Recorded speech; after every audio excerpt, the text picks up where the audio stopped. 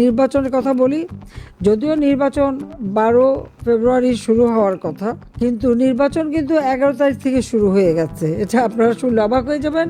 বিভিন্ন জায়গায় ভোট কাটা, বাক্স ভরা, ব্যালট সিল মারা, এগুলি বেশ উৎসব মুখর পরিবেশে এই রাত্রি 9টা-10টা থেকেই সিল মারা, বাক্স ভরা শুরু হয়ে গেছে। এমনকি বিভিন্ন জায়গায় ধরাও পড়ছে, আবার অনেক জায়গায় ধরা পড়ছে না। জামাতের কিছু লোক, যেখানে জামাতের সুবিধা জামাত করছে, যেখানে বিএনপির সুবিধা বিএনপি করছে, যে যার মতো সিল মেরে যাচ্ছে। কয়েকটা জায়গায় ধরা পড়ছে। দাঁড়িপাল্লার এজেন্ট এইস্টের রেজাল্ট শিট সেটা তৈরি করা অনেক আগে থেকেই, 11টার মধ্যে সেটা তৈরি হয়ে গেছে। তা আবার মানে একদিন আগেই ভোট শুরু। ঢাকা 6 আমাদের সূত্রাপুর, সেখানে 23 নম্বর ওয়ার্ডে জুবিলি স্কুল ও কলেজ কেন্দ্রে ভোট শুরু হয়ে গেছে এখনই। সেখানে সমানে ভোট দিয়ে যাচ্ছে। এভাবে মানে বলতে গেলে 12 তারিখ পর্যন্ত তারা অপেক্ষা করে নাই, 11 তারিখ থেকেই ভোট কারচুপি শুরু। তা আমার প্রশ্নটা হচ্ছে যে 2018 নির্বাচনে আমাদের বদনাম দিল যে কি দিনের ভোট রাতে, আর বিএনপি এখন জেতার জন্য মানে দিনের ভোট আগের দিন থেকেই শুরু করে দিচ্ছে। যদিও অনেক অবজারভার আসছে, তো তারা এখন এগুলি দেখে কিনা আমি জানি না, কতটুকু দেখছে সেটাই প্রশ্ন। যেমন রাউজানে বিএনপি দুই পক্ষ গোলাগুলি শুরু করে দিচ্ছে, সেখানে মানুষ মারা যাচ্ছে। সূত্রাপুরে ভোটারদের টাকা দেওয়ার সময় জামাতের নেতা ধরা পড়ছে।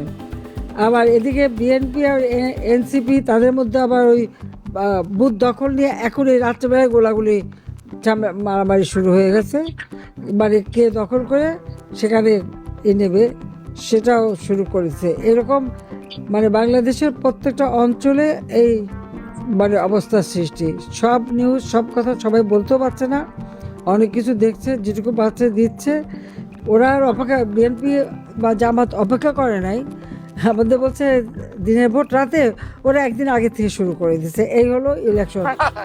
আমাদের সেনাপ্রধান বলছে উৎসব মুখর পরিবেশে ইলেকশন হবে, ইউনূস বলছে উৎসব মুখর পরিবেশে সুষ্ঠু নির্বাচন হবে। তো উৎসব মুখর পরিবেশে 11 তারিখ রাত থেকেই তারা ভোট কারচুপি শুরু করে দিয়েছে। এটা হলো বাস্তবতা। এই নির্বাচনের কোনো অর্থ নেই। এই নির্বাচন বাতিল করতে হবে, এই নির্বাচন বাতিল করতে হবে। এই নির্বাচনের কোনো হ্যাঁ না ভোটে তো না নাই, হ্যাঁ ভোটে সিল মারা।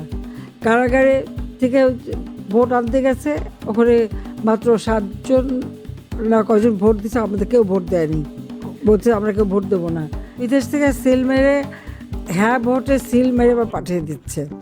আপনারা আপনাদের প্রত্যেক এলাকায় যারা নির্বাচিত জনপ্রতিনিধি, তাদের কাছে তথ্যগুলি দেবেন যে উৎসব মুখর পরিবেশে মানে 11 তারিখ রাত 11টা থেকেই এখানে ভোট কারচুপি শুরু হয়ে গেছে। এটা হলো তাদের নির্বাচন। অবশ্য নিউজ করাবে, ইউনূস সাহেব লম্বাটা বক্তৃতা দেবে, অবাধ নিরপেক্ষ সুষ্ঠু নির্বাচন হয়েছে। তো অবাধ নিরপেক্ষভাবে যে তারা ভোট কারচুপি করে সিল মেরে যাচ্ছে আগের দিন থেকে, এটা আমার মনে হয় জাতির সামনে সারা বিশ্বের কাছে জানানো উচিত। সব কিছু তো আমেরিকার দোষ।